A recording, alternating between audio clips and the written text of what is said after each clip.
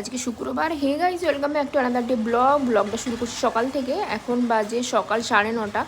তো চলো দেখাই কী কী জিনিস অর্ডার করেছি। একটুখানি ও অর্ডার করেছিল বিকজ অফ স্যালাড, তো সেটা বানাবো বিকেলবেলা, সেটার জন্যই। তো দেখো এখানে ও অর্ডার করেছে ইনস্টামার্ট থেকে। প্রথমে নিয়ে এসেছিলো কিছু সয়াবিনস, এটাও বলছিল স্যালাড করবে, বাট আমি বললাম সয়াবিন তরকারি ভাল লাগে। আর রয়েছে লেটুস পাতা, কতটা ফ্রেশ দেখো। সকালবেলা অর্ডার করলে এগুলো প্রচুর ফ্রেশ থাকে আর ভালো পাওয়াও যায়।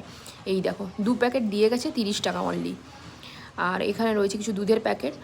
তো চলো দেখা হচ্ছে লাঞ্চে, কারণ কাজ আছে আজকে। লাঞ্চে আবার বানিয়েছিলাম কলা ভাজা, পালং শাকের তরকারি, আর এখানে রয়েছে চিকেন ব্রেস্ট, এটা সতে করা, আর রয়েছে একটু আলু ভাজা।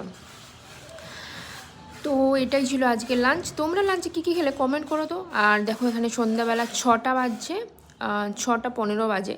তো এখানে ও বানাচ্ছে স্যালাড, অলরেডি শশা কাটা হয়ে গিয়েছে। গত রাতের ভেজানো মটর রয়েছে, এই লেটুস পাতাটা বের করেছি, সাথে রয়েছে দই।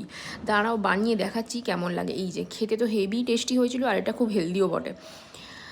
তো তারপরে আমরা খেতে খেতে কথা বলছিলাম, আর মাঝখানে হঠাৎ করে আবার ভাবলাম একটু ঘুরে আসি বাইরে থেকে, আজকে এমনিও উইকেন্ড।